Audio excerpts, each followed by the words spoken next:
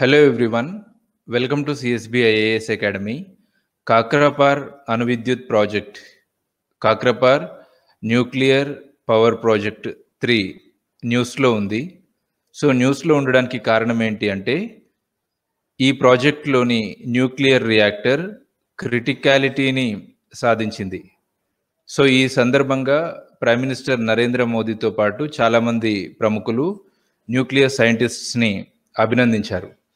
So ముందు nuclear power ప్రాజెక్ట్లో reactor క్రిటికాలిటీని చేరుకోవడం అంటే ఏంటి, క్రిటికాలిటీని సాధించడం అంటే వెరీ సింపుల్. సాధారణ భాషలో చెప్పాలి అంటే అణువిద్యుత్ ఉత్పాదనకు అవసరమైనటువంటి శక్తిని ఉత్పత్తి చేయడానికి అవసరమయ్యేటువంటి అణువిచ్ఛిత్తికి ఆ రియాక్టర్ సన్నద్ధంగా ఉండే దశని క్రిటికాలిటీ సాధించడము అంటారు.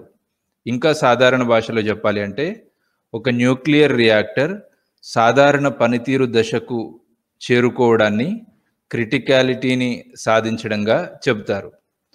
సో ఈ న్యూక్లియర్ పవర్ ప్రాజెక్ట్ డీటెయిల్స్ చూద్దాము. గుజరాత్లో ఉన్నటువంటి ఈ కాక్రాపార్ అణువిద్యుత్ ప్లాంట్లో మొత్తం 4 రియాక్టర్లు ఉన్నాయి. మొదటి 2 రియాక్టర్ల సామర్థ్యము 200 మెగావాట్ ఎలక్ట్రిక్ కెపాసిటీ.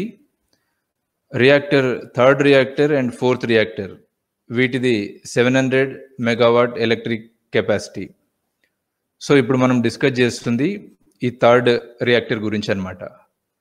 ఈ థర్డ్ రియాక్టర్ని స్వదేశీ పరిజ్ఞానంతో, పూర్తిగా దేశీయ పరిజ్ఞానంతో రూపొందించినటువంటి అణు రియాక్టర్ ఇది, న్యూక్లియర్ రియాక్టర్ ఇది.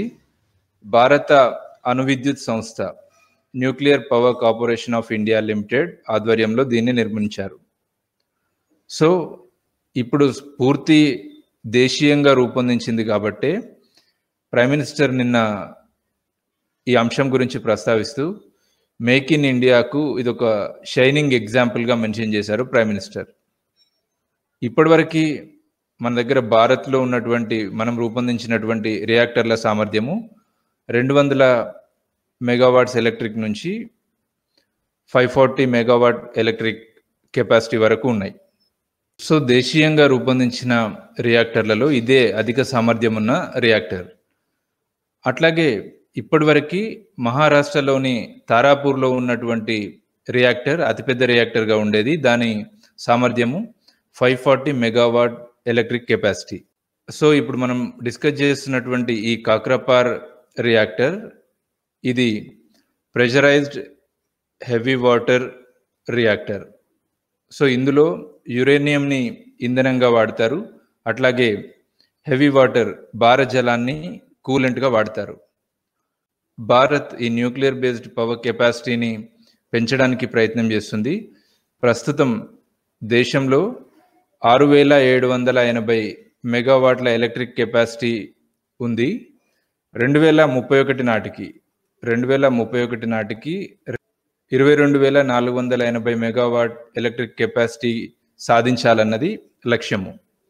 సో ప్రస్తుతం చూస్తే మొత్తం విద్యుత్ స్థాపక సామర్థ్యంలో మన అణు విద్యుత్ వాటా కేవలం 2% మాత్రంగానే ఉంది. దీన్ని పెంచడానికి ప్రయత్నం చేస్తుంది భారత్. ఇప్పుడు 700 మెగావాట్ ఎలక్ట్రిక్ కెపాసిటీ ఉన్నటువంటి ఒక రియాక్టర్ని మన సొంత టెక్నాలజీ ద్వారా విజయవంతంగా ఏర్పాటు చేసుకోవడంతో భవిష్యత్తులో మరింత పెద్ద స్థాయి రియాక్టర్లని ఏర్పాటు చేసుకోవడానికి వెసులుబాటు కలిగింది. అంటే టెక్నాలజీ పరంగా ఇది ఒక రకమైన అడ్వాన్స్.